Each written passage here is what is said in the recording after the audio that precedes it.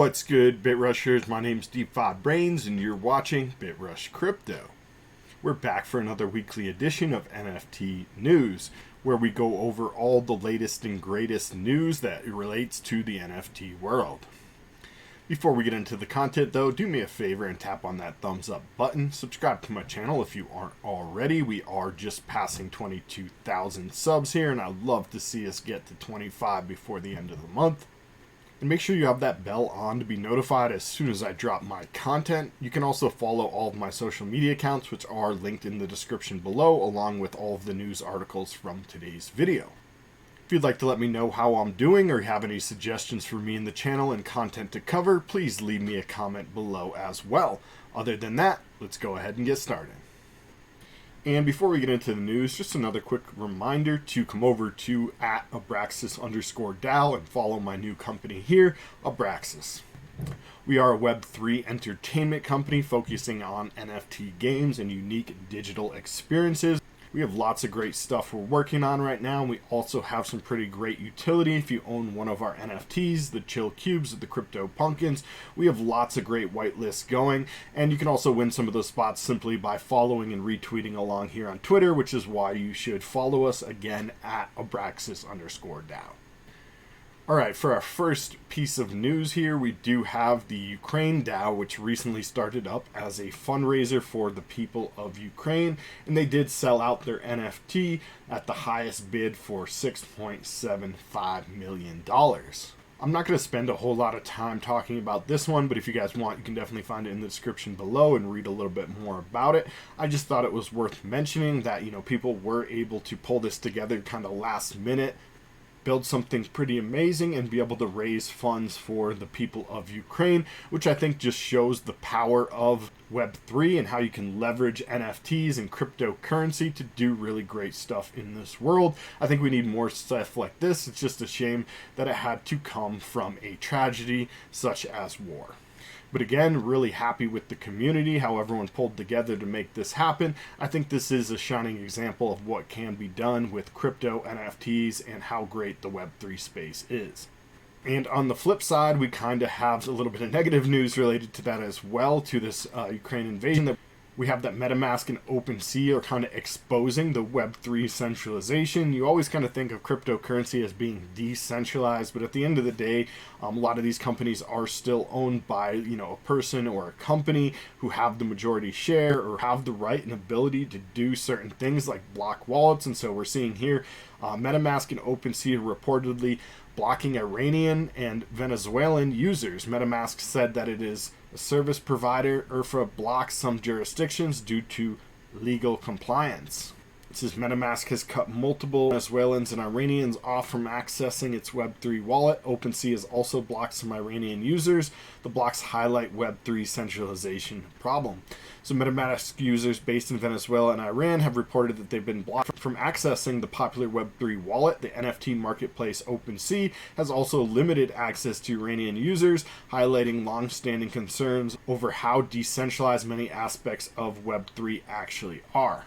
And I'm going to just stop right there with the article and kind of say that I really do think this defeats the point of being a decentralized system. Like, if you're going to promote yourself as Web3, as decentralized, as something available for everyone, then you shouldn't be blocking anyone based on their IP address. I do think there are instances that we should have a little bit of centralization and control, like in the instance of scammers and spammers and people stealing things and copying projects. I do like to see OpenSea remove those projects and kind of block the sale of those NFTs if they're blatantly stealing someone else's stuff and copyright, and even that gets into centralization, kind of defeats the point of true decentralization. But I do think it's allowed and necessary in those instances.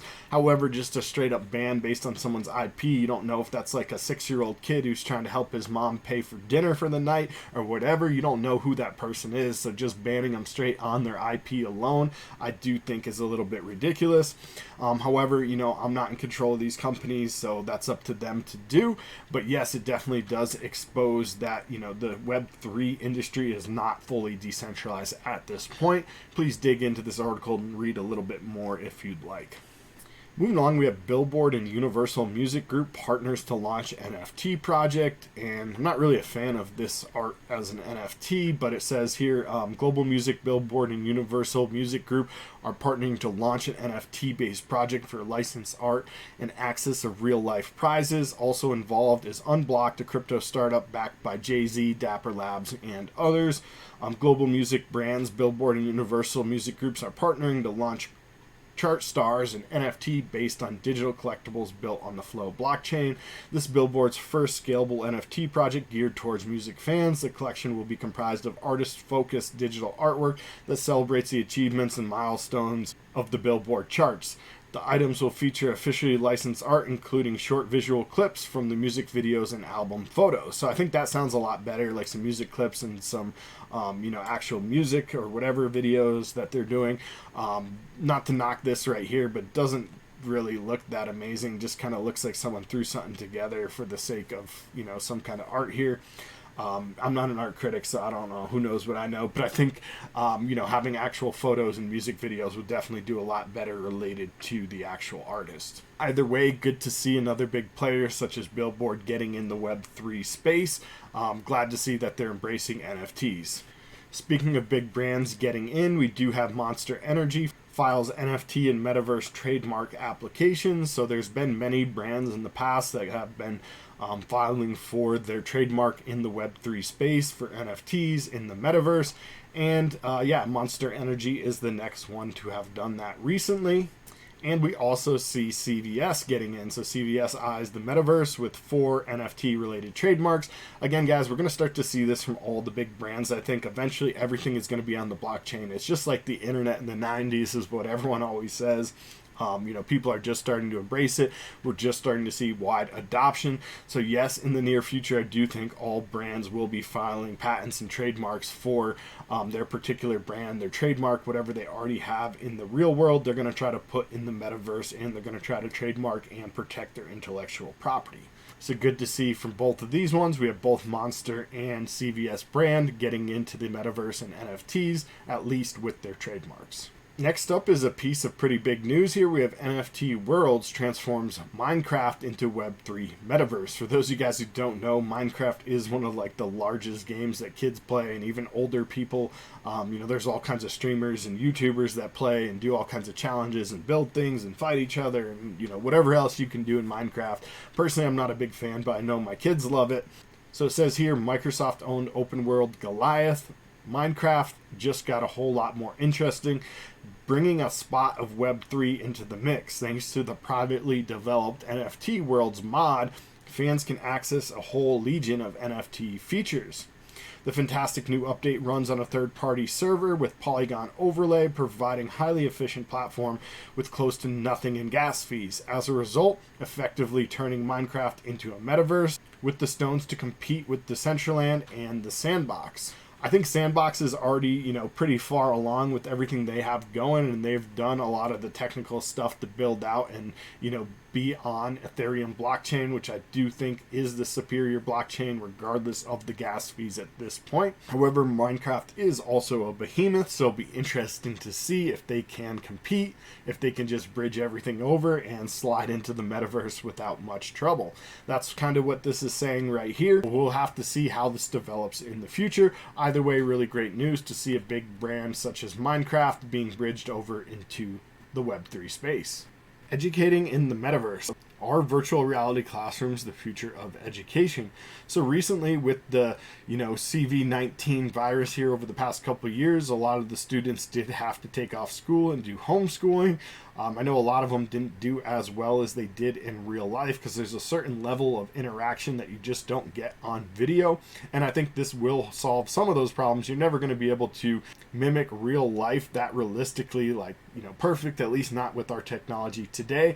But I do think having an Oculus or some sort of 3D metaverse environment for the classroom where you can see the other kids' avatars and see them raise their hand or whatever, get up and walk across the classroom, stuff like that, probably definitely help in being able to see your teacher in 3D and draw on maybe a digital chalkboard or something like that. I definitely think all of that stuff would be helpful for people that are learning remotely rather than just watching a 2D screen of the teacher talk and read or whatever. Definitely more interactive is better, whether it be in real life or in the metaverse. So I definitely think this is something that could be big in the future, especially with remote learning. And finally, to round out today's news, we do have a few NFT projects looking to make a splash in Hollywood and taking to the big screens with full-on movie productions. So it says some notable NFT projects including World of Women and AQ are being turned into feature films. In other cases, the creators of massive projects have signed representation to explore potential film deals. We've seen movies funded by NFTs, and there are at least a couple of documentary films in the works about the NFT craze, but what about movies based on NFT collections? They are coming. Amid last year's wild NFT market boom, which generated $25 billion in trading volume, these hot ownership authentication tokens were saw successfully NFT projects ink deals to bring their characters and stories to the big screen, and the announcements keep coming. Here's a look at the major NFT projects that have been announced to get the film treatment, as well as those who have signed representation to explore potential movie deals. First up is World of Women. Actress Reese Witherspoon has gotten into NFTs in a big way, and now she's aiming to turn the leading women-led and women-centric project into an entertainment juggernaut. Last month, Witherspoon's Hello Sunshine production studio announced plans to create movies and TV series based on Yam Karkai's World of Women's NFT project. Aku. So artist Mika Johnson's Aku, a black boy who dreams of being an astronaut, was the first original NFT character optioned for film and TV productions in April 2021, just 2 months after the first Aku NFT dropped. It was optioned by Anonymous Content and Permanent Content, with the latter company formed by musician Shawn Mendes and manager Andrew Gertler. Next up, we have the big one. You know, I'm supporting these guys, own a lot of these, been pumping them up since day one. This is the Huxley Saga, created by legendary artist Ben Morrow. He has partnered with Marvel film producer Ari Arad of Iron Man, and Arad's production studio announced plans to co-produce a film adaptation of artist Ben Morrow's Ethereum NFT comic book. They're going to join Web3 production studio feature, as well as Oscar-nominated VFX supervisor Jerome Chen. So let's just go ahead and watch this trailer now.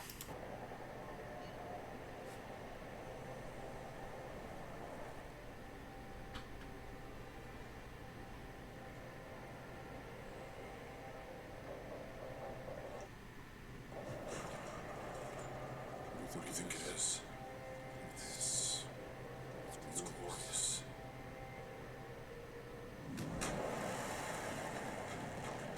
It's dangerous out there.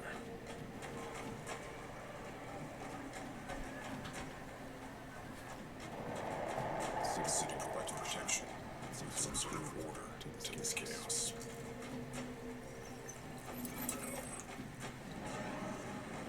If we follow the rules and keep our heads down, there's nothing to worry about.